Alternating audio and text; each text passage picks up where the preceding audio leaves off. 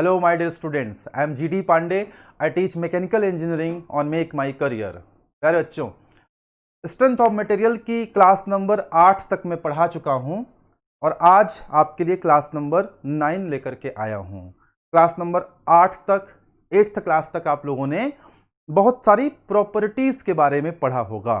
Basically हमने class number 8 की बात करें तो प्रॉपर्टीज़ की शुरुआत करी थी और हमने आपको सिखाया था कि किस तरह से आप प्रॉपर्टीज़ को स्ट्रेस स्ट्रेन डायग्राम की सहायता से देखना ज़रूरी है आपके लिए। मतलब प्रॉपर्टीज़ तो आप पहले भी पढ़े होंगे, लेकिन उनको हम स्ट्रेस स्ट्रेन डायग्राम की सहायता से कैसे देखेंगे वो एक ज़्यादा इम्पॉर्टेंट बात है। तो चलिए इसी श्रृंखला में आज हम लोग क्लास नंबर 9 की शुरुआत करते हैं। Class number 9। क्लास नंबर 9 में हम लोग क्या पढ़ने जा रहे हैं बच्चों? क्लास नंबर 9 में भी हम लोग मैकेनिकल प्रॉपर्टीज़ ही पढ़ेंगे। क्लास नंबर 9 में भी हम लोग क्या पढ़ेंगे? मैकेनिकल प्रॉपर्टीज़ के बारे में ही पढ़ेंगे। और ये वो मैकेनिकल प्रॉपर्टीज़ हैं जिनको हम कहाँ से निकालेंगे या कहाँ से समझेंगे, जिनको हम समझेंगे स्ट्रेस स्ट्रेन डायग्राम की सहायता से। हम चीज़ों को एक्सप्लेन तो करेंगे ही करेंगे, लेकिन हमारी कोशिश होगी कि हम चीज़ों को कैसे समझें? स्ट्रेस स्ट्रेन डायग्राम की सहायता से समझें। ठीक है, क्यों ऐसा समझें? हमने आपको बताया था ना कि ऐसा आप इसलिए समझेंगे क्योंकि एग्जामिनेशन पे जो क्वेश्चन आता है वो इसी आधार पे आता है। आपने प्रॉपर्टी पढ़ी डक्टिलिटी। डक्टिलिटी वो प्रॉपर्टी होती है जिसकी सहायता से किसी चीज़ को वायर के रूप में आप ड्रॉ कर सकते हैं। आपने इस तरह से पढ़ा होगा, लेकिन क्वेश्चन इस तरह से नहीं आएगा। क्वेश्चन इस तरह से आएगा कि डक्टिलिटी का बिहेवियर कैसा होगा जब हम स्ट्रेस स्ट्रेन डायग्राम का अध्ययन करते हैं। वो असल में क्वेश्चन का पैटर्न पकड़ना बहुत जरूरी है बच्चों। आपने प्रॉपर्टी पढ़ा ब्रिटलनेस। ब्रिटलनेस जो आपने पढ़ा है कि when we apply the load it will break into the pieces, वो नहीं आएगा। ठीक है ना, क्वेश्चन आएगा स्ट्रेस स्ट्रेन डायग्राम पर बेस्ड, तो वो पढ़ना बहुत जरूरी है, उस तरीके से पढ़ना बहुत जरूरी है। तो खैर, हम चीज़ों को स्ट्रेस स्ट्रेन डायग्राम की सहायता से पढ़ेंगे। हमने आपको कुछ प्रॉपर्टी बताई भी थी, अब हम इसके आगे बढ़ने जा रहे हैं। चलिए देखते हैं क्या है आज आपकी क्लास में। सबसे पहले देखिए, एक प्रॉपर्टी आपके लिए जो पढ़ाई जानी है उसका नाम है डक्टिलिटी। क्या नाम है? डक्टिलिटी। डक्टिलिटी किसी मटेरियल की वो प्रॉपर्टी होती है बच्चों जिसकी सहायता से हम मटेरियल को प्लास्टिकली डिफॉर्म करके वायर के रूप में ड्रॉ कर सकते हैं, तार के रूप में खींच सकते हैं। लेकिन एग्जामिनेशन में इस पर क्वेश्चन आएगा, इसकी संभावना थोड़ी कम है। क्वेश्चन आएगा स्ट्रेस स्ट्रेन डायग्राम से जोड़ करके। ठीक है ना, तो डक्टिलिटी क्या होता है? डक्टिलिटी के बारे में अगर हम बात करें, अगर हम आपसे कहें कि डक्टाइल मटेरियल्स क्या होते हैं, डक्टाइल मटेरियल्स क्या होते हैं, तो आप बोलोगे वो materials which can be drawn, वो materials which can be drawn in the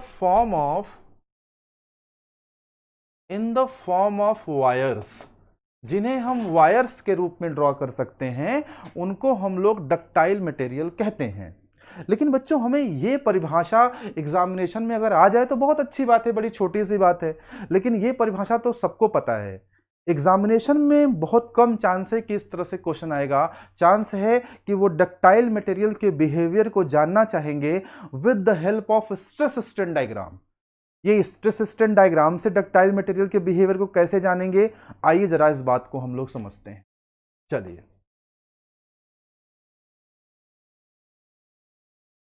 ductile material क्या होता है? A material that is subjected to large plastic strain.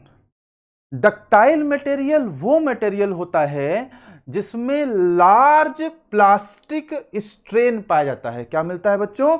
Large plastic strain. ध्यान से समझिएगा, इलास्टिक स्ट्रेन की बात नहीं हो रही है। किसकी बात हो रही है? प्लास्टिक स्ट्रेन की बात हो रही है। यानी जो कुछ भी डक्टाइल मटेरियल को जब आप डिफाइन करेंगे तो आपको इलास्टिक लिमिट में नहीं रहना है, प्लास्टिक लिमिट को क्रॉस करना है। बात समझ में आया? अगर मैं आपकी सुविधा के लिए समझाने के लिए यहाँ पर अगर आप कहिए तो मैं एक स्ट्रेस स्ट्रेन डायग्राम ड्रॉ भी कर देता हूँ। चलिए मान लीजिए ये आपका स्ट्रेस डायग्राम हो गया और ये आपका स्ट्रेन डायग्राम हो गया। अब अगर मैं यहाँ पे डक्टाइल मटेरियल का अगर मैं आपको यहाँ बनाना चाहूँ, एक डायग्राम बनाना चाहूँ डक्टाइल मटेरियल को समझाने के लिए, अगर मैं एक डायग्राम बनाना चाहूँ डक्टाइल मटेरियल को समझाने के लिए इस तरह से, यही तो स्ट्रेस स्ट्रेन डायग्राम होता है। अब मुझे बताइएगा कि यहाँ पर एक प्रोपोर्शनल लिमिट होती थी ना, याद है ना, यहाँ पे एक प्रोपोर्शनल लिमिट थी, ए प्रोपोर्शनल लिमिट थी, बी हमारा क्या था, ए प्रोपोर्शनल लिमिट थी, बी हमारा इलास्टिक लिमिट था।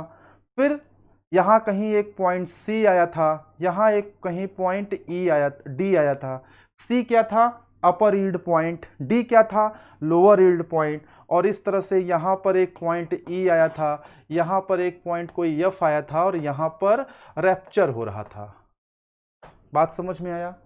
अगर आप डक्टाइल मटेरियल की बात कर रहे हैं तो डक्टाइल मटेरियल की बात कहां से शुरू होगी, प्लास्टिक स्ट्रेन से। यानी यहां तक नहीं, यहां पे देखो प्लास्टिक स्ट्रेन आ रहा था ना, यही प्लास्टिक स्ट्रेन का जोन था, यहीं पे तो प्लास्टिक डिफॉर्मेशन हो रहा है, यहीं पे तो प्लास्टिक डिफॉर्मेशन हो रहा था। हमने आपको बताया भी था ना, ये वाला जो था जोन, इसी वाले जोन में क्या हो रहा था बच्चों, इसी वाले जोन में प्लास्टिक डिफॉर्मेशन हो रहा था, इसी वाले जोन में तो प्लास्टिक डिफॉर्मेशन हो रहा था।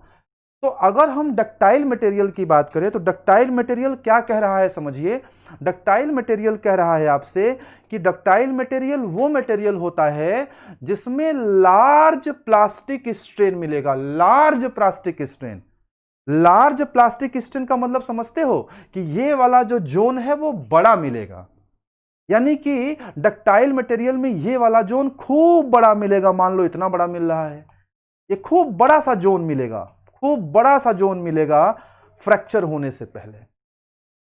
ऐसा नहीं है कि छोटा सा जोन मिलेगा, ऐसा नहीं है कि छोटा सा जोन मिलेगा। देखो बहुत छोटा सा जोन मिला, देखो बहुत छोटा सा जोन मिला, ये मिला, मान लो कितना छोटा सा जोन है ना, थोड़ा सा प्लास्टिकली केवल थोड़ा डिफॉर्म हुआ, उसके बाद फ्रैक्चर हो गया।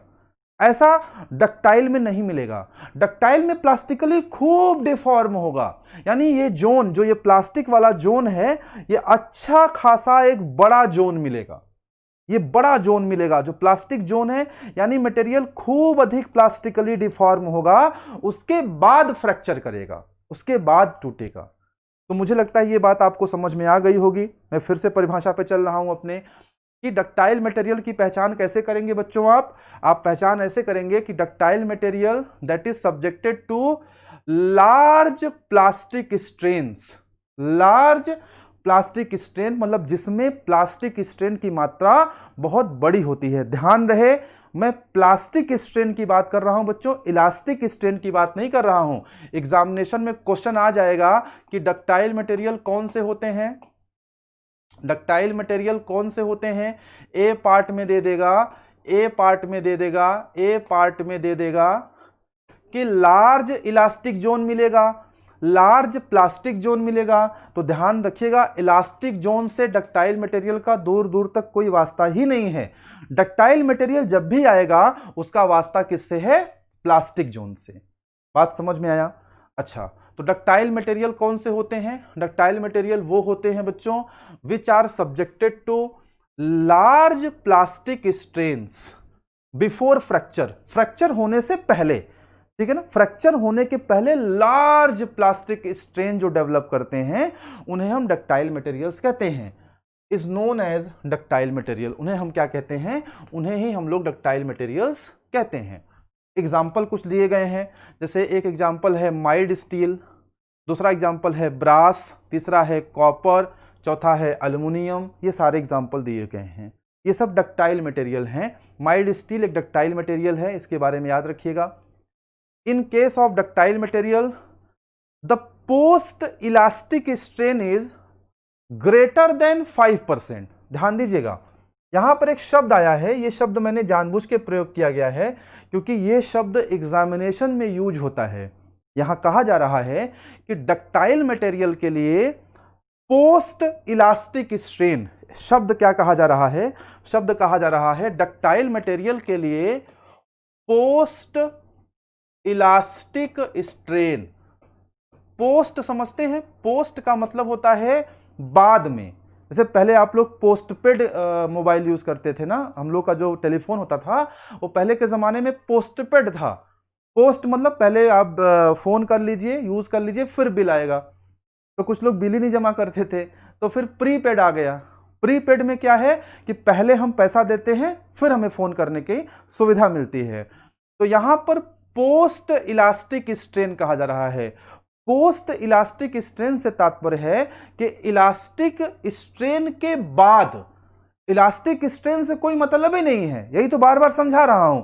When we are talking about ductile material, there is no relation with the elastic strain. Elastic strain से कोई मतलब ही नहीं है। मतलब किससे है? प्लास्टिक स्ट्रेन से। प्लास्टिक स्ट्रेन मतलब कि इलास्टिक स्ट्रेन के बाद आएगा। इलास्टिक स्ट्रेन के बाद आएगा तो उसको हम लोग पोस्ट कह सकते हैं, पोस्ट इलास्टिक स्ट्रेन। अब जब क्वेश्चन बनता है ना, तो वो वहां पे आपको पोस्ट इलास्टिक स्ट्रेन लिख देता है। आप सोचते हैं कि इलास्टिक के बारे में बात कर रहा है। पोस्ट इलास्टिक स्ट्रेन का मतलब ही है कि किसके बारे में बात कर रहा है? ये प्लास्टिक स्ट्रेन के बारे में बात कर रहा है। ये प्लास्टिक स्ट्रेन के बारे में बात कर रहा है। ये कह रहा है कि इलास्टिक स्ट्रेन के पोस्ट मतलब बाद में जो स्ट्रेन आती है उसकी वैल्यू 5% से ज्यादा होनी चाहिए। पोस्ट इलास्टिक स्ट्रेन की वैल्यू 5% से ज्यादा होनी चाहिए। जैसे मान लो यहां तक 1% आ रहा है, केवल 2% आ रहा है, केवल 3% आ रहा है, तो वो मटेरियल डक्टाइल नहीं होगा। ये मान लो 5% है, मान लो यहां पे 2% है, ठीक है ना। यहां मान लो ये मान लो यहां 5% है। यहां तक की स्ट्रेन जो है वो मान लो 5% है। तो अगर मटेरियल को डक्टाइल होना है तो ये 5% से काम नहीं चलेगा, 5% से ज्यादा होना पड़ेगा किसको? पोस्ट इलास्टिक स्ट्रेन को। And when we are saying post elastic strain my dear friends, post elastic strain का मतलब होता है, पोस्ट इलास्टिक स्ट्रेन का मतलब होता है प्लास्टिक स्ट्रेन। सीधा सीधा मतलब है। पोस्ट इलास्टिक स्ट्रेन का मतलब है प्लास्टिक स्ट्रेन। तो आप नाम से कंफ्यूज मत होइएगा। इलास्टिक स्ट्रेन अलग चीज है, पोस्ट इलास्टिक स्ट्रेन अलग चीज है। पोस्ट इलास्टिक स्ट्रेन का मतलब होता है प्लास्टिक स्ट्रेन। और when we are talking about ductile material, we will deal with the plastic strain.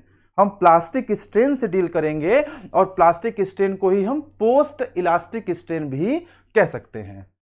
तो इन सब शब्दों का जो खेल है उसको बहुत अच्छे से समझिएगा। तो जब आपका पोस्ट इलास्टिक स्ट्रेन, जब आपका प्लास्टिक स्ट्रेन 5% से ज्यादा हो जाए, 5% से ज्यादा हो जाए, 5% से ज्यादा हो जाए, यानी 5% से ज्यादा मतलब कि 5% अगर है तो डक्टाइल नहीं है। अगर प्लास्टिक डिफॉर्मेशन का स्ट्रेन जो आ रहा है वो कितना हो जाए? वो 5% से ज्यादा हो जाए, वो 5% से ज्यादा हो जाए, वो 5% से अगर ज्यादा हो जाएगा तो उस मटेरियल को हम लोग डक्टाइल मटेरियल बोलेंगे। चलिए, तो मटेरियल कौन सा डक्टाइल होता है? जिसमें कि पोस्ट इलास्टिक स्ट्रेन 5% से ज्यादा होता है। और पोस्ट इलास्टिक स्ट्रेन को ही आप लोग क्या कहेंगे बच्चों? Plastic strain. तो ध्यान दीजिएगा, मेरा फोकस बार बार किस पे है? मेरा फोकस बार बार है प्लास्टिक स्ट्रेन पे। मैं इलास्टिक स्ट्रेन की बात ही नहीं कर रहा। और प्लास्टिक स्ट्रेन को ही एक नया नाम भी मैंने दे दिया, और वो नाम क्या है? Post elastic strain. आगे बढ़ते हैं जरा। नोट में लिखा गया है कि ductile materials are capable of absorbing large amount of energy. इस पे भी क्वेश्चन आता है, एग्जाम में पूछेगा कि इन विच ऑफ द फॉलोइंग, निम्न में से कौन सा मटेरियल ऐसा है जो लार्ज अमाउंट ऑफ एनर्जी को एब्जॉर्ब करता है। अब देखो, जब प्लास्टिक डिफॉर्मेशन ज्यादा होगा, जब प्लास्टिक डिफॉर्मेशन ज्यादा होगा तो ऑब्वियस सी बात है कि इसके नीचे का एरिया ज्यादा मिलेगा। ज्यादा एरिया मिलेगा तो निश्चित रूप से वो ज्यादा अमाउंट ऑफ एनर्जी को एब्जॉर्ब करता है। तो डक्टाइल मटेरियल बहुत अधिक मात्रा में एनर्जी को एब्जॉर्ब करता है फ्रैक्चर होने से पहले। इस बात का ध्यान रखिएगा। जैसे देखिए यहाँ पे एग्जाम्पल में लिखा हुआ है कि ductile materials are capable of absorbing large amount of energy. ये लार्ज अमाउंट ऑफ एनर्जी को एब्जॉर्ब करता है बिफोर फ्रैक्चर होने से पहले। ये लार्ज अमाउंट ऑफ एनर्जी को एब्जॉर्ब करता है, जबकि ब्रिटल में ऐसा नहीं होगा। ब्रिटल में इसका उल्टा होगा। ब्रिटल मटेरियल में बहुत कम एनर्जी एब्जॉर्ब होती है फ्रैक्चर होने से पहले, और डक्टाइल मटेरियल में बहुत लार्ज, अधिक मात्रा में एनर्जी एब्जॉर्ब होती है फ्रैक्चर होने से पहले।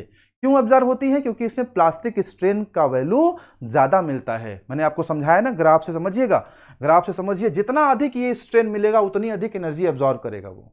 जो यहीं पे टूट गया, जो 5% से कम पे ही टूट गया, थोड़ा सा प्लास्टिक स्ट्रेन आया, इत्तू सा प्लास्टिक स्ट्रेन आया और टूट गया, यहीं पे टूट गया, तो क्या एनर्जी एब्जॉर्ब किया? कोई एनर्जी एब्जॉर्ब नहीं कर पाया। अब कोई जाकर के यहां टूटेगा तो ये पूरी एनर्जी ही तो एब्जॉर्ब किया है। देखो जो स्ट्रेस स्ट्रेन डायग्राम के नीचे का जो एरिया है वो एनर्जी को ही तो रिप्रेजेंट करता है। प्यारे बच्चों, समझ में आ रहा होगा? मुझे उम्मीद है कि आपको बातें समझ में आ रही होंगी। अच्छा, मैं बार बार आपको इतना इस पे क्यों फोकस कर रहा हूं? क्योंकि एग्जामिनेशन में जो क्वेश्चन आएगा वो इसी फॉर्मेट पे आएगा, और अगर वो सिंपल फॉर्मेट पे आया तो सब बच्चे कर लेंगे ना भाई। अगर सिंपल वाला क्वेश्चन तो आप कर ही लोगे, जब आप डिफिकल्ट वाला क्वेश्चन करोगे तब तो आप एक अच्छे छात्र बनोगे, तब तो आप एग्जाम को क्रैक कर पाओगे। चलिए, तो आपको एक की जानकारी क्या मिली कि ductile material are capable of absorbing large amount of energy, ठीक है ना? अच्छा, फिर post elastic deformation is calculated before the fracture point. Ductility में जो भी हम बात कर रहे हैं उसमें देखिए बार बार एक शब्द आ रहा है जिससे मैंने आपको काफी कंफर्टेबल कर दिया है। उस शब्द से, क्या शब्द है? Post elastic deformation. और इसी को आप लोग क्या कह सकते हैं? इसी को आप लोग कह सकते हैं प्लास्टिक डिफॉर्मेशन। इसी को आप क्या कह सकते हैं? इसी को आप कह सकते हैं प्लास्टिक डिफॉर्मेशन। तो बच्चों समझिएगा कि जो पोस्ट इलास्टिक डिफॉर्मेशन है या फिर जो प्लास्टिक डिफॉर्मेशन है, इसके बारे में कहा जा रहा है कि इसका कैलकुलेशन हमेशा फ्रैक्चर से पहले करेंगे, फ्रैक्चर पॉइंट तक नहीं जाएंगे। फ्रैक्चर पॉइंट के पहले ये कितना डिफॉर्म हो रहा है इसको हम वहीं पे कैलकुलेट करेंगे। आगे बढ़ा जाए। चलिए, मैंने देखिए हिंदी में बाकायदा आपको लिख दिया है। बच्चों के मन में कन्फ्यूज़न बहुत होता है और मैं चाहता हूं कि इस क्लास के माध्यम से कन्फ्यूज़न एकदम क्लियर हो जाए। हिंदी में, संस्कृत में, उर्दू में, फारसी में, किसी भी भाषा में लिखिए, भाषा मात्र चीज़ों को प्रदर्शित करने का एक साधन है। भाषा साध्य नहीं है, भाषा साधन है। साध्य है वो कॉन्सेप्ट, साध्य है वो चीज़ें जो आपको समझानी हैं। कई बच्चे अभी भी नहीं समझ पाए हों तो मैंने बाकायदा हिंदी में लिख दिया है, आप यहाँ समझ लीजिए। डक्टिलिटी मीजर मतलब मापन करने के लिए इलास्टिक जोन में होने वाले स्ट्रेन को नहीं, यानी कि आपको इलास्टिक जोन के स्ट्रेन से कोई मतलब ही नहीं है, बल्कि प्लास्टिक स्ट्रेन को कंसीडर किया जाता है। यानी इलास्टिक जोन से कोई नहीं मतलब है। कहां जाओगे तुम लोग? प्लास्टिक जोन में। और यदि इलास्टिक जोन को क्रॉस करने के बाद मतलब आप कहां पहुंच गए? प्लास्टिक जोन में। तथा फेल होने से पहले, ध्यान देना, एक एक बात को मैं क्लियर कर दे रहा हूं ना। इलास्टिक जोन को क्रॉस करने के बाद, फेल होने से पहले, इलास्टिक जोन को क्रॉस करने के बाद और फेल होने से पहले कौन सा जोन मिलता है? Plastic zone. भाई इलास्टिक जोन को क्रॉस करोगे, देखो इलास्टिक जोन को क्रॉस करोगे, इलास्टिक जोन से कोई मतलब ही नहीं है डक्टिलिटी का। और फेल होने से पहले इलास्टिक जोन को क्रॉस करने के बाद और फेल होने से पहले जो ये जोन मिलेगा, यही जोन का नाम तो है बच्चों प्लास्टिक जोन। इसी जोन का नाम प्लास्टिक जोन है। और इसी प्लास्टिक जोन से ही जो कुछ भी मतलब है वो डक्टाइल मटेरियल का मतलब है। ना तो इसके पहले कोई मतलब है, ना तो इसके बाद जाना ही नहीं है। तो डक्टाइल मटेरियल डिफाइन करते समय बच्चों क्या करोगे आप लोग? इलास्टिक जोन के बाद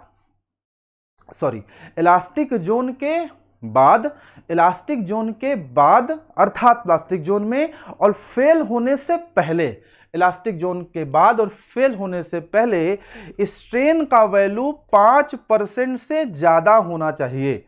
अगर 5% से कम है तो फिर वो डक्टाइल नहीं होगा, तो वह मटेरियल, आपको बोर्ड पे लिखा है, डक्टाइल मटेरियल कहा जाता है। मुझे लगता है कि मैंने सही तरीके से आपको समझा दिया है। अगर फिर भी कोई डाउट है तो आप कमेंट बॉक्स में लिखेंगे, और अगर मैंने बात सही समझा दी है तो आप लिखेंगे सर अब ऐसा समझ में आ गया डक्टाइल मटेरियल कि किसी को पढ़ा भी सकते हैं अगर वो पूछे डक्टाइल मटेरियल क्या होता है तो। ओके, चलिए आगे बढ़ते हैं। डक्टाइल समझने के बाद हम लोग क्या समझेंगे? Brittle material. क्या समझेंगे हम लोग? Brittle material. देखिए, डक्टाइल का ठीक उल्टी प्रॉपर्टी शो करता है ब्रिटिल मटेरियल। डक्टाइल का उल्टा प्रॉपर्टी शो करता है ब्रिटिल मटेरियल। जैसे डक्टाइल के बारे में आपने क्या जाना? डक्टाइल के बारे में आपने जाना कि प्लास्टिक जोन जो मिलेगा, या जिसको आप लोग प्लास्टिक स्ट्रेन भी कह रहे हैं, वो मोर देन 5%, 5% से ज्यादा मिलता है ना डक्टाइल में। तो ब्रिटिल में क्या हो जाएगा? Is less than 5, is less than 5%। Simple सा फंडा है। डक्टाइल में 5% से ज्यादा है, तो ब्रिटिल में क्या है? 5% से कम है, तो उसे ब्रिटिल मटेरियल कहेंगे। तो plastic strain is less than 5%। अगर प्लास्टिक स्ट्रेन की वैल्यू या प्लास्टिक जोन की वैल्यू, प्लास्टिक स्ट्रेन कहिए, अगर उसका वैल्यू 5% से कम है तो उस मटेरियल को हम लोग ब्रिटिल मटेरियल कहते हैं।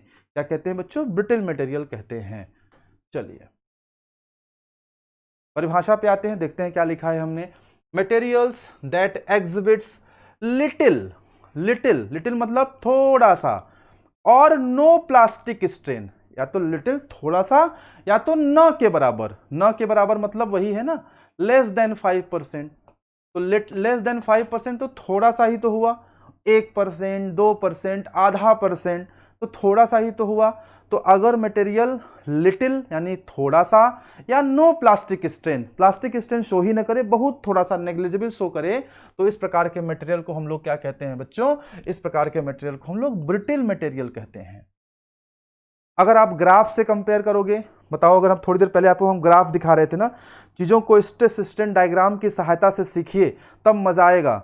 देखिए बताइए बच्चों, अगर हम लोग यहाँ दिखा रहे थे, आपको अगर याद होगा तो देखिए, हम जब आपको डक्टाइल पढ़ा रहे थे थोड़ी देर पहले ही, तो हमने क्या कहा कि ये वाली जो वैल्यू है, वो बड़ी आएगी ना, ये वाली वैल्यू बड़ी आ रही थी। अब यहाँ ये वाली वैल्यू क्या आनी चाहिए? यहाँ ये वाली वैल्यू छोटी आएगी। देखो ये,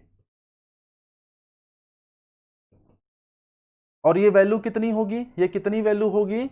लेस देन 5%, 5% से कम। अगर 5% से ज्यादा हो जाएगा तो वो डक्टाइल हो जाएगा। अगर ये प्लास्टिक स्ट्रेन की वैल्यू, ये प्लास्टिक स्ट्रेन तो है बेटा ना, यहां से यहां तक प्लास्टिक जोन ही तो होता है। तो अगर इस प्लास्टिक स्ट्रेन की वैल्यू लेस देन 5% है तो उस मटेरियल को हम लोग क्या बोलेंगे? डक्टाइल मटेरियल बोलेंगे, सॉरी ब्रिटिल मटेरियल बोलेंगे। अगर 5% से ज्यादा है उसे डक्टाइल बोलेंगे। यानी कि ब्रिटिल मटेरियल के केस में क्या होगा बच्चों? ये वाला जो ग्राफ है बहुत इतू सा मिलेगा, लेकिन डक्टाइल वाले में ये वाला ग्राफ खूब बड़ा सा मिलेगा। डक्टाइल मटेरियल बहुत सारी एनर्जी स्टोर करता है टूटने से पहले, ब्रिटिल मटेरियल थोड़ी सी एनर्जी स्टोर करेगा, उतने में टूट जाएगा। क्यों? क्योंकि देखो थोड़ा सा ही तो ग्राफ मिल रहा है ना। सारी बातें समझ में आ रही हैं? मैं उम्मीद कर सकता हूं कि समझ में आ रही होंगी, क्योंकि मैंने बहुत अच्छे से समझाने का प्रयास भी किया है। देखिए यहां देखिए, ये डक्टाइल मटेरियल है। डक्टाइल मटेरियल देखिए, डक्टाइल मटेरियल क्या है? ये डक्टाइल मटेरियल है। ये देखिए आपका यहाँ पे जोन लेस देन 5% है, तो छोटा सा जोन बना है, यहाँ बड़ा सा जोन बना है। यहाँ आप देख सकते हैं, यहाँ जो जोन है वो मोर देन 5% है, और जो यहाँ जो जोन है वो लेस देन 5% है। देखिए छोटा सा इत्तू सा जोन है, केवल थोड़ा सा, इतना सा ही तो है, देख रहे हैं ना, इतना सा केवल है। यहाँ देखिए इतना बड़ा सा जोन है आपको मिल रहा है, यहाँ से लेकर के पूरा यहाँ तक बड़ा सा जोन मिल रहा है। तो जहाँ बड़ा सा जोन मिलेगा वो डक्टाइल मटेरियल होगा, जहाँ थोड़ा सा जोन मिलेगा वो आपका ब्रिटिल होगा। यानी ये किसको शो कर रहा है? ये डक्टाइल को शो कर रहा है। वो किसको शो कर रहा है? वो ब्रिटिल को शो कर रहा है।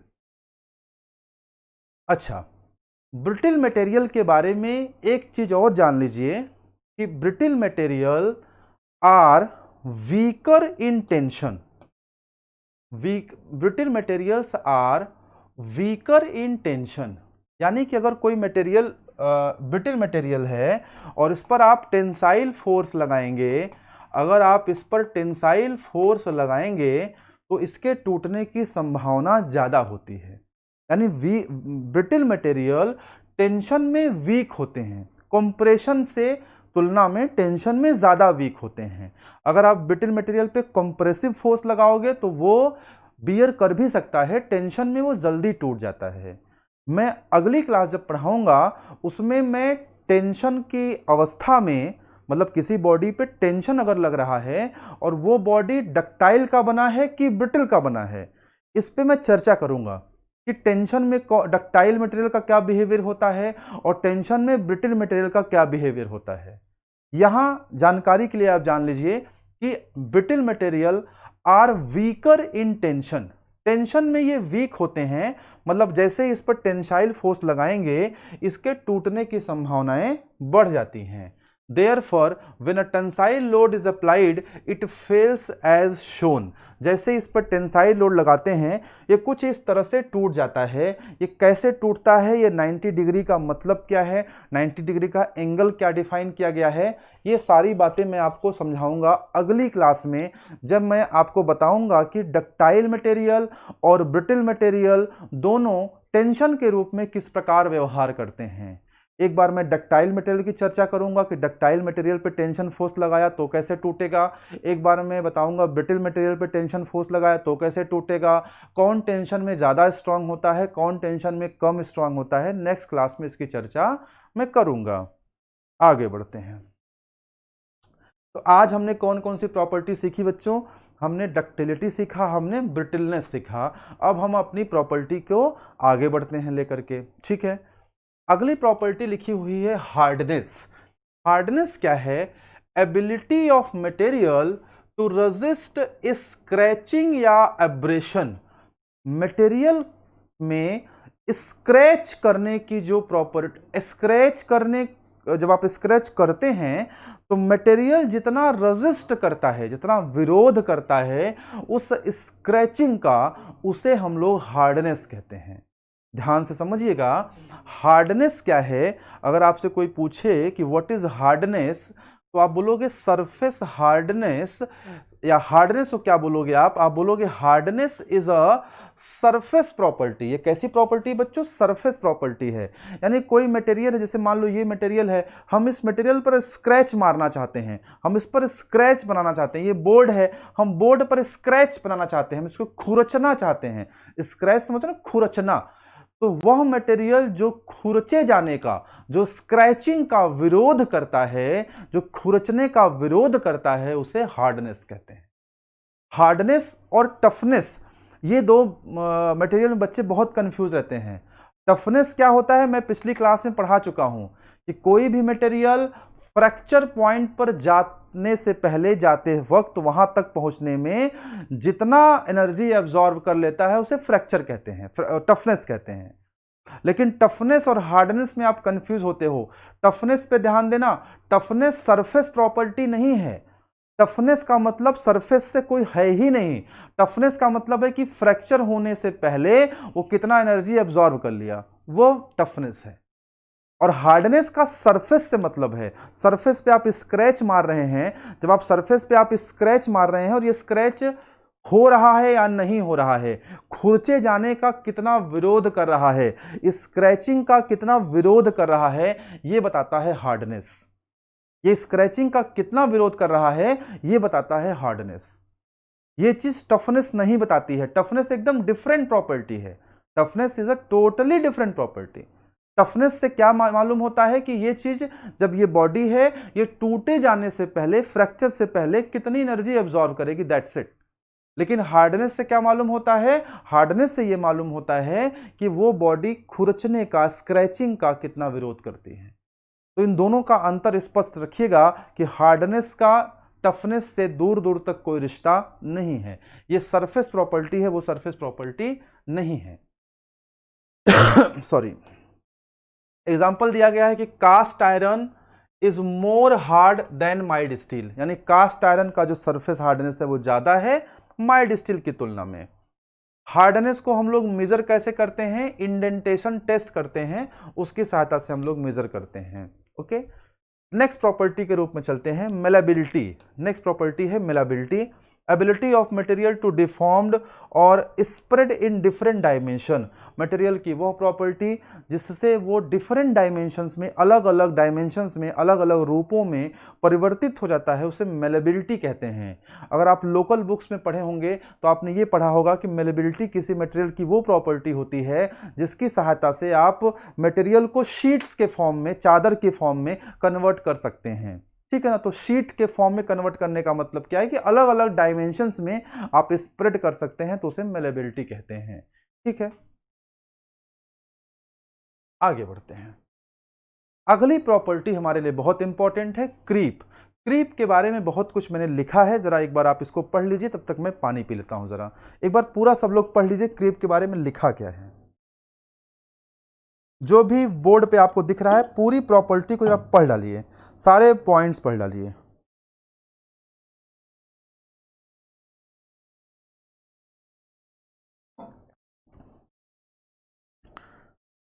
देखिए, हमने ये कहा शुरुआत में कि स्ट्रेस स्ट्रेन डायग्राम में हमने क्या बोला, क्रीप में, कि स्ट्रेस स्ट्रेन डायग्राम में अभी तक जितना हम लोगों ने डिस्क्राइब किया है, it does not deal with the passage of time condition. पहली बात यहां से समझिएगा, हम ये कह रहे हैं आपको क्रीप समझने से पहले कि हमने अभी तक स्ट्रेस स्ट्रेन डायग्राम में जो कुछ भी पढ़ा है, जो कुछ भी समझा है, क्या कहीं पर टाइम की बात आई है? नहीं। समय के बीतने के साथ with the passage of time conditions किसी मटेरियल का क्या व्यवहार होता है, क्या हमने स्टडी किया? नो। क्या हमने जानना चाहा? नो। क्रीप के बारे में हम लोग बात करने जा रहे हैं। क्रीप थोड़ा डिफरेंट है अदर प्रॉपर्टीज से, बाकी सभी प्रॉपर्टीज से क्रीप थोड़ा सा अलग है। क्यों अलग है? क्योंकि अभी तक हमने जो कुछ भी बात किया है स्ट्रेस स्ट्रेन डायग्राम की सहायता से प्रॉपर्टीज को पढ़ने के लिए, कहीं पर भी समय की बात नहीं हुई है कि समय के साथ इसमें स्ट्रेन बढ़ेगा, कि समय के साथ इसमें स्ट्रेन घटेगा। लेकिन क्रीप में हम टाइम की बात करते हैं। किसकी बात करते हैं बच्चों? टाइम की बात करते हैं। क्रीप क्या है? The stress strain diagram previously described does not deal with the passage of time conditions. अभी तक जो कुछ भी बात किया गया है, कहीं पर टाइम के बीतने की तो कोई चर्चा ही नहीं की गई कि टाइम के बीतने के साथ स्ट्रेस कितना होगा, स्ट्रेन कितना होगा। अभी तक तो केवल लोड की बात कर रहे थे। अब हम टाइम की बात करेंगे क्रीप में। कैसे बात करेंगे? Some materials develop additional strain over a long period of time. कुछ मटेरियल ऐसे होते हैं बच्चों जिनमें जितना स्ट्रेन आना है वो तो आ गया, जितना स्ट्रेन आना है वो तो आ गया। अब जैसे जैसे समय बीतता जाएगा उसमें स्ट्रेन की वैल्यू बढ़ती जाएगी। ध्यान देना, एडिशनल शब्द का इस्तेमाल किया गया। एडिशनल मतलब जितना स्ट्रेन शुरुआत में आना था वो तो आ ही गया, लेकिन समय के साथ एडिशनल स्ट्रेन आएगा। कौन सा स्ट्रेन आएगा बच्चों? मैं इसको गोला बंद कर दे रहा हूं। एडिशनल स्ट्रेन आएगा over a long period of time. किस पे ध्यान देना है हम लोगों को? टाइम के साथ आएगा, टाइम पे ध्यान देना है। And are said to be creep. और ये जो डिफॉर्मेशन है, ये जो स्ट्रेन है, कौन सी स्ट्रेन? जो एडिशनल है। एडिशनल मतलब जो आपने कहीं स्ट्रेस लगाया तो स्ट्रेन आ गया इस बॉडी में, लेकिन अब समय के साथ भी कुछ स्ट्रेन और आएगा जिसे हम एडिशनल स्ट्रेन कहते हैं। उसी को स्ट्रेन को क्रीप कहा जाता है। ये मेटल की प्रॉपर्टी को क्रीप कहा जाता है। क्रीप के बारे में सिर्फ एक बात याद रखिएगा कि क्रीप में टाइम इन्वॉल्व हो गया, अभी तक कहीं टाइम इन्वॉल्व नहीं था। क्रीप का जब प्रश्न आएगा वहां दो बातें याद रखिएगा। एक तो क्रीप में टाइम का इन्वॉल्वमेंट हो गया, क्रीप में क्या आ गया, टाइम इन्वॉल्व हो गया, एक बात तो ये याद रखिएगा।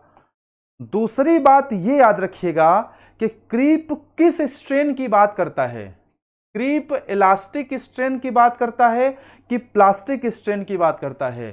बच्चों क्रीप बात करता है प्लास्टिक स्ट्रेन की, क्रीप इलास्टिक स्ट्रेन की बात नहीं करता, क्रीप किसकी बात करता है, प्लास्टिक स्ट्रेन की, प्लास्टिक स्ट्रेन की बात करता है। इलास्टिक स्ट्रेन से कोई मतलब नहीं, क्योंकि स्ट्रेन तो एक बार हो चुका ना, अब उसमें एडिशनल स्ट्रेन हो रहा है। आगे बढ़ते हैं। Creep is usually more important at high temperature. हर जगह क्रीप का इतना प्रभाव आपको दिखाई नहीं पड़ता जितना कहां दिखाई पड़ता है, हाई टेम्परेचर पर। नॉर्मल टेम्परेचर पर, ऑर्डिनरी टेम्परेचर पर क्रीप का कोई विशेष प्रभाव दिखाई नहीं पड़ता। यहां से जेई का एक क्वेश्चन सेट हो गया कि क्या क्रीप टेम्परेचर पर डिपेंड करता है, करता है। अभी तक क्रीप के बारे में आप क्या क्या जानकारी जान गए कि क्रीप टाइम पर डिपेंड करता है, क्रीप प्लास्टिक स्ट्रेन पर डिपेंड करता है, और अब आप जान गए कि क्रीप टेम्परेचर पर भी डिपेंड करता है। तो creep is usually more important at high temperature than ordinary temperature. इसलिए हर जगह क्रीप को कंसीडर करना हमारे लिए आवश्यक भी नहीं है। हमें कहाँ आवश्यक है, जहां टेम्परेचर्स बहुत हाई होते हैं। जैसे उदाहरण के तौर पे डिजाइन ऑफ इंजन है, डिजाइन ऑफ फर्नेस है, इन सब जगहों पे क्रीप ज्यादा इंपॉर्टेंट है। मेरी बात समझ में आ रही होगी। आगे बढ़ते हैं। क्रीप के बारे में कुछ इंपॉर्टेंट पॉइंट्स बताए गए हैं, क्रीप के बारे में इंपॉर्टेंट पॉइंट्स बताए गए हैं। क्या कहा गया है, देख पढ़ते हैं। Creep strain is due to dead load only. Creep के बारे में एक बात और जान लीजिए कि लाइव लोड के कारण नहीं आएगा, केवल और केवल डेड लोड के कारण या स्टैटिक लोड के कारण ही आएगा। इसको परमानेंट लोड भी हम लोग बोल सकते हैं, and it is not due to the live load. यहां नेक्स्ट पॉइंट में लिखा है कि क्रीप का ग्राफ कैसा होता है। क्रीप का कोई ऐसा ग्राफ एज सच डिफाइन करने की जरूरत नहीं है आपको, बस इतना समझिए कि इसमें जो स्ट्रेन होता है पहले ज़्यादा होता है, फिर उसके बाद ये लगभग जो है कांस्टेंट रहता है, फिर आगे चल के बढ़ता है। मतलब पहले एक स्ट्रेन दिखेगा, फिर एक कांस्टेंट दिखेगा, फिर आगे चल के धीरे धीरे ग्रेजुअली बढ़ेगा। तो ऐसा ग्राफ की जरूरत आपको यहाँ पे नहीं है। Creep is usually more important at high temperature and high stresses. जहां स्ट्रेस भी हाई हो और टेम्परेचर भी हाई हो, अमूमन वहीं पर क्रीप ज़्यादा महत्वपूर्ण रोल प्ले करता है। जहां थोड़ी स्ट्रेस लग रही है, कम स्ट्रेस लग रही है, जहां टेम्परेचर की वैल्यू भी कम है, वहां क्रीप का कोई बहुत इंपॉर्टेंट रोल दिखाई नहीं पड़ता है। यहां पे देखिए, it means creep developed, creep depends upon, sorry क्या लिखा है, इसका मतलब लिखा है it means creep depends upon temperature. इसका मतलब है कि क्रीप के बारे में क्या जानकारी मिली कि क्रीप टेम्परेचर पर डिपेंड करता है, ठीक है ना। उसके बाद क्या लिखा है, क्रीप डिपेंड्स अपॉन, क्रीप किस पे डिपेंड करता है, टेम्परेचर पर डिपेंड करता है, स्ट्रेस लेवल पर डिपेंड करता है, और ये अमूमन कहाँ दिखाई पड़ता है, हाई टेम्परेचर पर। क्रीप अमूमन कहाँ आपको मिलेगा ज़्यादा, हाई टेम्परेचर पर। स्ट्रेस की वैल्यू भी क्या होनी चाहिए, स्ट्रेस की वैल्यू भी क्या होनी चाहिए, लार्ज स्ट्रेस की वैल्यू भी क्या होनी चाहिए, large amount of stress. Creep के लिए स्ट्रेस की वैल्यू भी क्या होनी चाहिए, लार्ज होनी चाहिए। और क्रीप किस पे डिपेंड करता है, टाइम पे डिपेंड करता है। और क्रीप किस पे डिपेंड करता है, टाइप ऑफ लोडिंग पे डिपेंड करता है कि लोडिंग कैसी है, कैसी लोडिंग होनी चाहिए, लाइव लोड नहीं होना चाहिए, डेड लोड होना चाहिए। कैसा लोड होना चाहिए, डेड लोड होना चाहिए या परमानेंट लोड होना चाहिए, ठीक है ना। लाइव टाइप ऑफ लोडिंग पे डिपेंड करता है।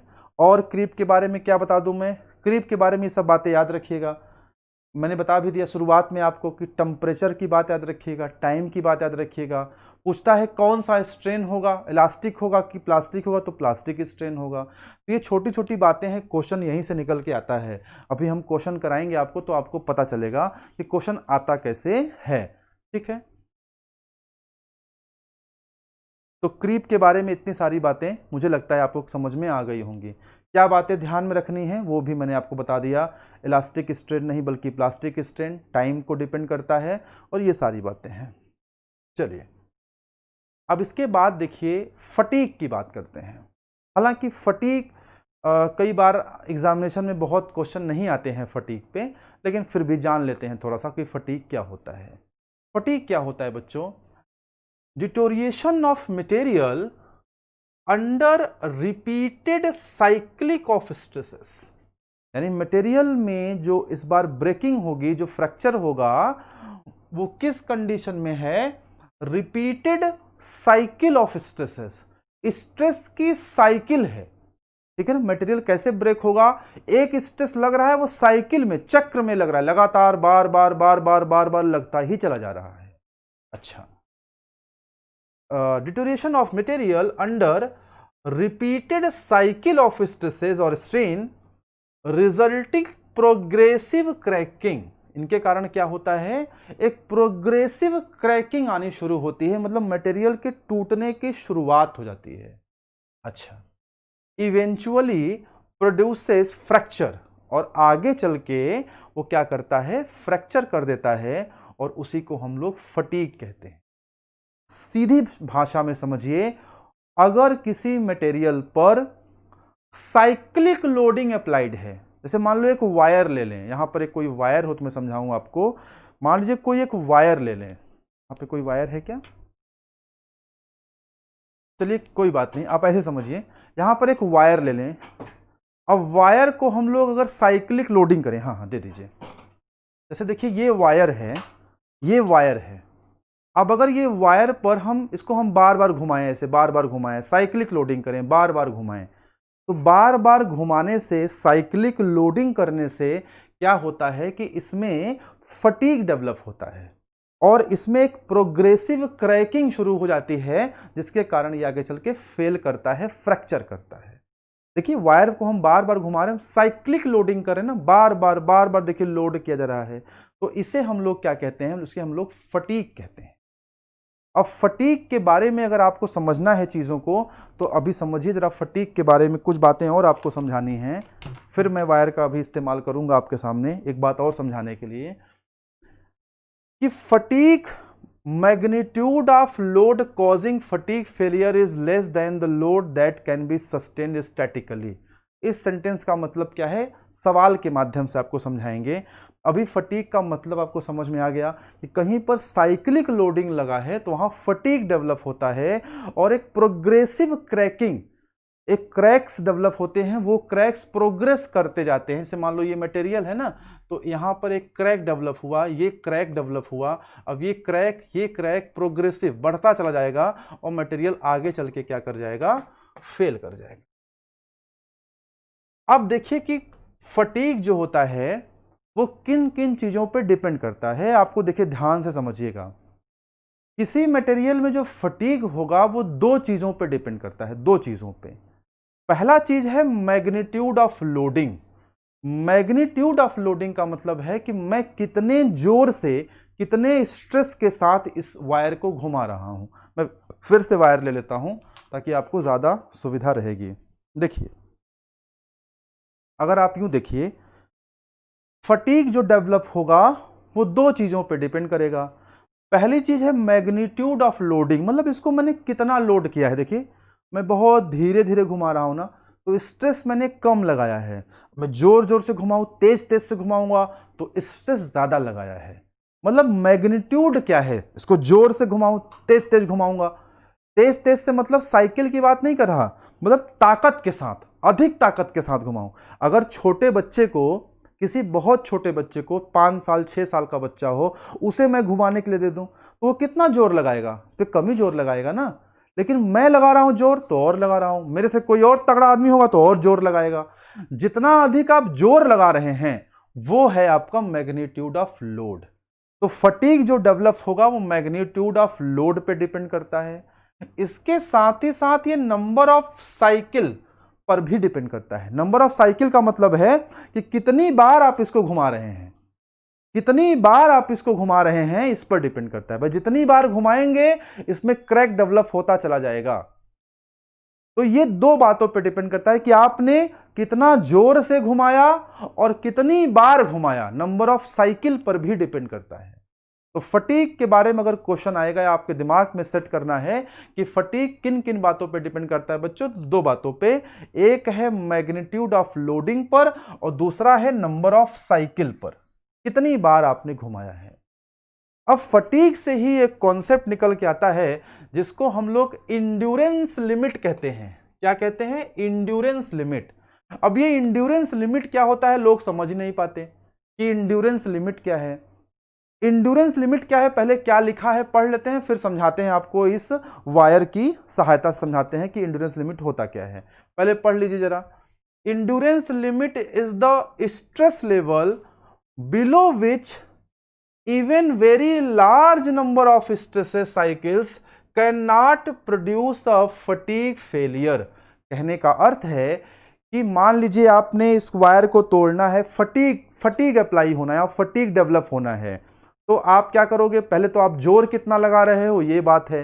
जोर लगाने का मतलब स्ट्रेस कितना लगा रहे हो, 2 न्यूटन पर मीटर स्क्वायर, 5 न्यूटन पर मीटर स्क्वायर, 10 न्यूटन पर मीटर स्क्वायर, एक वैल्यू लगा रहे हो ना।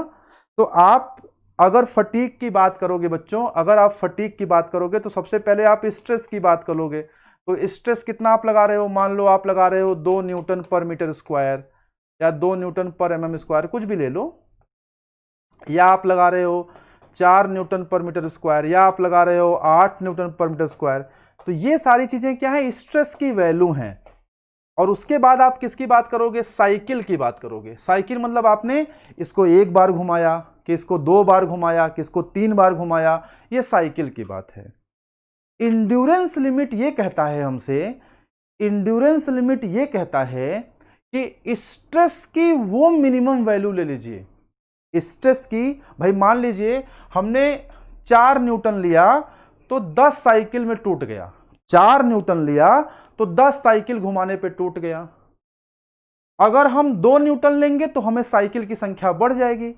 मान लीजिए कि हमने 4 न्यूटन का लोड लगाया तो साइकिल कितने करने पड़े? 10 बार हमने इसको घुमाया। 4 न्यूटन पर मीटर स्क्वायर का हमने स्ट्रेस दिया तो 10 बार हमने घुमाया तब ये टूटा।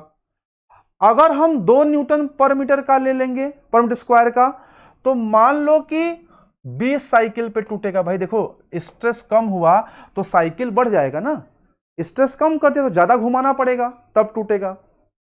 अब इंड्योरेंस लिमिट ये कह रहा है कि स्ट्रेस की वो वैल्यू ले लीजिए, स्ट्रेस की वो वैल्यू ले लीजिए कि इसको आप चाहे जितना घुमाते ही चले जाइए ये टूटे ही ना। मान लीजिए हमने स्ट्रेस की एक हाइपोथेटिकल वैल्यू ले ली, लेट अस सपोज, मान लीजिए स्ट्रेस की हाइपोथेटिकल वैल्यू ले ली 0.05 न्यूटन पर मीटर स्क्वायर। एक हाइपोथेटिकल हमने वैल्यू ले ली, हमने इतना स्ट्रेस लगाया है, इतना कम स्ट्रेस है कि इसको आप चाहे इनफाइनाइट नंबर ऑफ साइकिल्स पे घुमाइए, घुमाते ही चले जाइए, घुमाते ही चले जाइए, इसमें कभी फटीग डेवलप ही नहीं होगा। क्योंकि फटीग डेवलप होने के लिए 2 चीजों का होना आवश्यक है, स्ट्रेस और नंबर ऑफ साइकिल। ये इतना छोटा स्ट्रेस है कि इस पे चाहे इनफाइनाइट नंबर ऑफ साइकिल्स कर दीजिए या लार्ज नंबर ऑफ साइकिल कर दीजिए, तब भी फटीग डेवलप नहीं होता है। ये इंड्योरेंस लिमिट का मतलब है, ठीक है ना। अच्छा, तो अगर इतनी बात आपको समझ में आ गई है तो हम लोग जरा आगे बढ़ते हैं, चीजों को प्रोसीड करते हैं। हालांकि इंड्योरेंस लिमिट और फटीग से क्वेश्चन बहुत ज्यादा नहीं आते हैं, लेकिन जब मैं आपको पढ़ा रहा हूं तो मेरा दायित्व तो है कि मैं चीजों को आपको सारी बातें समझा दूं। आगे समझते हैं। Various factors that affect fatigue limit. Fatigue limit को प्रभावित करने वाले कारक कौन से हैं? Factors that reduces fatigue limit are presence of micro crack in the material. पहले से माइक्रो क्रैक है तो फटीग के होने का चांस और बढ़ जाएगा।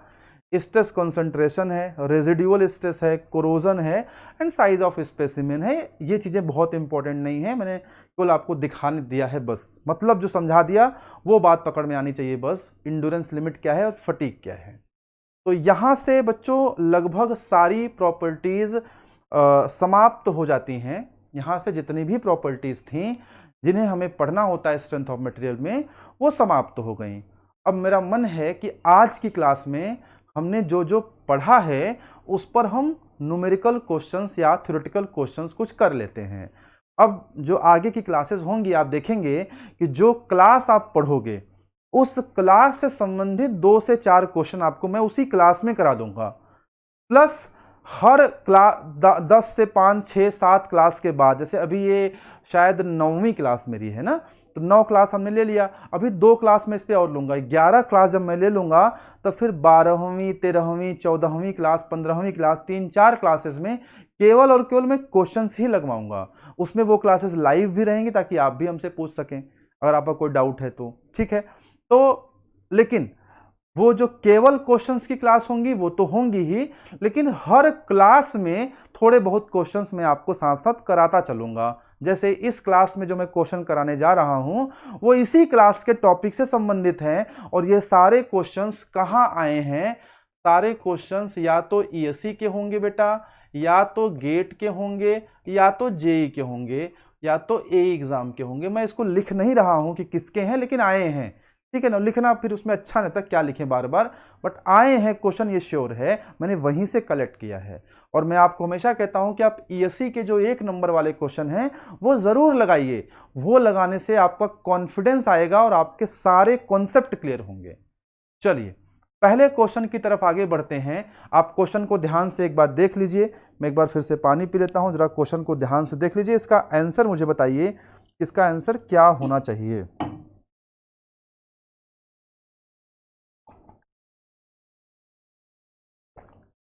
चलिए क्वेश्चन क्या लिखा है, क्वेश्चन लिखा है the property of material, material की वो property by virtue of which it can be beaten और rolled into plates is called. Material की वो प्रॉपर्टी जिसकी सहायता से उसको प्लेट्स में, प्लेट्स यानी शीट्स भी बोल सकते हैं ना, शीट्स में कन्वर्ट कर सकते हैं, बीट करने के बाद, उसको हथौड़ा से मारने के बाद, वो प्रॉपर्टी क्या कहलाती है। अभी थोड़ी देर पहले ही मैंने बताया, उस प्रॉपर्टी का नाम क्या है, मेलेबिलिटी। क्या नाम है उसका बच्चों, मेलेबिलिटी। चलिए क्वेश्चन नंबर 2 देखते हैं। कह रहा है पिक द ऑड वन। ऐसे क्वेश्चन खूब आते हैं एग्जाम में। ऑड वन मतलब जो सबसे अलग है उसको हटाए, उसको पिक करिए। पिक द ऑड, ऑड मतलब जो सबसे अलग है, इन चारों में जो सबसे अलग है उसको पिक करिए, उसको पहचानिए और वो बताइए, पूछ रहा है। अब देखिए जरा पहचानते हैं। यहां देखिए स्टिफनेस लिखा है ना, स्टिफनेस का संबंध किससे होता है, ई से। मैंने बताया है आपको ना, ई मतलब इलास्टिक प्रॉपर्टी, ठीक है। ई का मतलब क्या है, Young's modulus of elasticity. Resilience के बारे में मैंने आपको पढ़ाया है, इलास्टिक स्ट्रेंथ के बारे में मैंने आपको पढ़ाया है, और यहां इंड्योरेंस लिमिट। 4 चीजें दी हुई हैं। कह रहा है इसमें चारों में सबसे अलग कौन है, पहचानिए।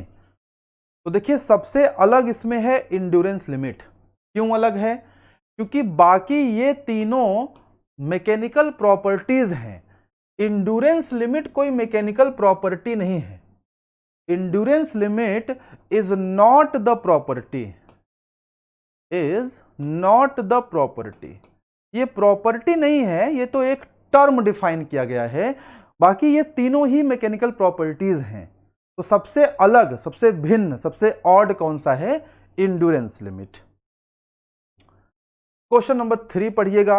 ये क्वेश्चन आपके आईएएस में आया है, ये क्वेश्चन इंजीनियरिंग सर्विसेज एग्जामिनेशन में भी आया है, ये क्वेश्चन जेई में भी आया है, शायद एसएससी जेई में आया है, शायद एसएससी जेई में आया है, और ये इसरो वगैरह में भी आया है, ये डीआरडीओ में भी क्वेश्चन आया है, ये क्वेश्चन आपके गेट में भी आपको दिखा है मुझे।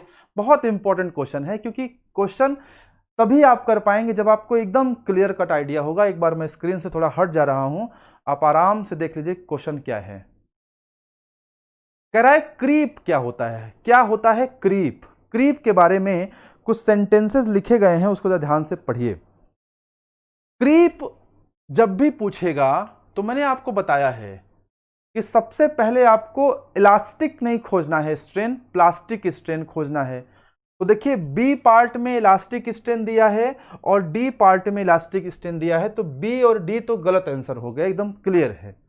आंसर कहां छुपा है, या तो ए में या तो सी में, क्योंकि यहीं देखो यहां भी प्लास्टिक स्ट्रेन लिखा है, यहां भी प्लास्टिक स्ट्रेन लिखा है। जैसे ही इलास्टिक स्ट्रेन दिखे, क्रीप का इलास्टिक स्ट्रेन से कोई मतलब नहीं है, क्रीप का प्लास्टिक स्ट्रेन से मतलब है। अच्छा, या तो आंसर ए है या तो आंसर सी है। अब पहचानते हैं ए और सी में कौन सा आंसर होगा। ए में लिखा है plastic strain with time. Creep में हमेशा हम टाइम की बात करते हैं, तो बात सही कर रहा है A. At constant load, load constant है, ध्यान रखिएगा, क्रीप मैंने समझाया आपको कि लोड कांस्टेंट रहेगा, टाइम बढ़ता रहेगा, टाइम बदलता रहेगा। और प्लास्टिक स्ट्रेन की बात करेंगे तो मेरे हिसाब से तो ए सही लग रहा है, बिल्कुल सही लग रहा है। लेकिन हमने अभी सी पढ़ेंगे तो मालूम होगा कि सी में ऐसा क्या गलत दिया है, या हो सकता है सी भी सही हो, मुझे तो पता नहीं है, सी भी पढ़ेंगे। सी कह रहा है प्लास्टिक स्ट्रेन, यहां तक तो बिल्कुल सही है, with time at varying load. अरे नहीं, लोड वेरी नहीं कर सकता, लोड कांस्टेंट रहता है। तो करेक्ट ऑप्शन हुआ ए। ए ऑप्शन हुआ बच्चों, मेरा ये उद्देश्य नहीं है। ए ऑप्शन क्यों हुआ, ये बात आप समझ पाए कि नहीं? अगर ये बात समझ पाए होंगे तो कमेंट बॉक्स में मुझे बताइएगा। चौथा question, the material in which large deformation. शब्दों को पकड़िएगा, जैसे मैंने पढ़ाया है वैसा ही क्वेश्चन आएगा। ये क्वेश्चन भी बेटा आईएएस का क्वेश्चन है, ईएससी का क्वेश्चन है, एसएससी जेई का क्वेश्चन है, ये क्वेश्चन भी गेट में आया है। मतलब जो अच्छे क्वेश्चन है वो सब जगह आपको दिख जाएंगे। क्वेश्चन बहुत ज़्यादा थोड़े वेरी करते हैं, लगभग वही क्वेश्चंस होते हैं, थोड़ा बहुत चेंजेस उसमें होता है, इसलिए अच्छे क्वेश्चंस लगाइए। मैं हमेशा कहता हूँ खराब बुक्स मत लगाइए। The material in which, question ध्यान से पढ़िए, the material in which large deformation is possible, large deformation is possible before the absolute failure और रप्चर इज टर्म्ड एज।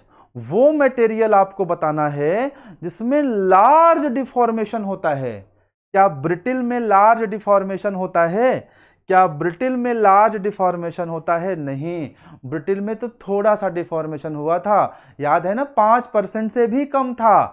क्या डक्टाइल में लार्ज डिफॉर्मेशन होता है? जी हां, डक्टाइल में लार्ज डिफॉर्मेशन होता है। इलास्टिक में तो डिफॉर्मेशन की कोई बात ही नहीं हो रही है, और प्लास्टिक में लार्ज डिफॉर्मेशन हो कि ना हो ऐसा कुछ दिया नहीं गया है, कुछ क्लियर कट नहीं है ना। लेकिन अगर डक्टाइल को देखेंगे तो डक्टाइल में लार्ज डिफॉर्मेशन होता है। अब देखिए, मैं डक्टाइल पढ़ा रहा था तो मैं कितना चिल्लाया उस बात पे ना, कितनी देर तक समझाया, इसीलिए चिल्लाया कि ये सारी चीजें आपको बहुत आसान हो जाएं। क्वेश्चन नंबर 5 पढ़िए ध्यान से। मैं स्क्रीन से एक बार हट जा रहा हूं, आप क्वेश्चन को ध्यान से पढ़ लीजिएगा। क्या क्वेश्चन कह रहा है देखिए ध्यान से। What is the phenomena of progressive extension of the material that is strain. Progressive extension का मतलब क्या है कि स्ट्रेन है, स्ट्रेन के बारे में कहा जा रहा है। Increasing with time my dear friends. Time जैसे ही मेरे बच्चे ने देखा, मेरे स्टूडेंट ने जैसे ही टाइम देखा, उसने कहा सर मुझे लग रहा है क्रीप होगा क्या। उसने क्या कहा, सर मुझे लग रहा है इसका आंसर क्रीप होना चाहिए। हमने कहा काहे के ऐसा तुम्हें क्यों लग रहा है भाई, काहे ऐसा कह रहे हो। उसने कहा सर देखिए स्ट्रेन की बात हो रही है। हमने कहा चलो ठीक है। और कहा सर टाइम की बात हो रही है। हमने कहा चलो ठीक है। कहा सर स्ट्रेन टाइम के साथ जब कैलकुलेट करते हैं तो क्रीप ही तो होता है। तब तक मेरे दूसरे स्टूडेंट ने रोक दिया। उसने कहा नहीं नहीं बेटा, अभी नहीं कह सकते, टाइम के साथ स्ट्रेन वेरी करे लेकिन लोड कांस्टेंट हो, यह शर्त भी लगाना जरूरी है। देखो क्या लोड कांस्टेंट है, तो हमने देखा कि एट कांस्टेंट लोड, हाँ भाई कांस्टेंट लोड भी है। तो ये सारी चीजें किससे मिल रही हैं बच्चों, क्रीप से मिल रही हैं। तो यहां से इसका आंसर क्या हो गया, क्रीप हो गया। मैंने कोशिश करी कि मैं प्रॉपर्टीज ऑफ मटेरियल आपको बहुत ही शानदार तरीके से समझा पाऊँ, और जहाँ तक मुझे उम्मीद है कि मेरी कोशिश ये कामयाब कोशिश रही होगी। ये कितनी कामयाब है ये तब पता चलेगा जब आपका फीडबैक मिलेगा कि आपको चीज़ें समझ में आई या नहीं आई और क्या आपको कुछ नया सीखने को मिला कि नहीं। अमूमन जो टीचर्स होते हैं, जो किताबों में भी लिखा रहता है, सामान्य सा लिखी लिखाई परिभाषाएं हैं, वही आप रटते हैं और एग्जामिनेशन में जब क्वेश्चन इस तरह से आता है तो आप वहाँ पर नहीं कर पाते हैं और आपका फ्रैक्चर हो जाता है आपके कॉन्सेप्ट का। तो मैं चाहता हूं कि आपके कॉन्सेप्ट सही सलामत बने रहें, अच्छे से बने रहें। इस क्लास का रिव्यू मुझे ज़रूर दीजिएगा और आज की क्लास यहीं समाप्त करेंगे। कल की जो नेक्स्ट क्लास होगी उसमें कुछ नए कॉन्सेप्ट के साथ स्ट्रेंथ ऑफ मटेरियल के फिर मिलेंगे। तब तक के लिए थैंक यू वेरी मच, धन्यवाद।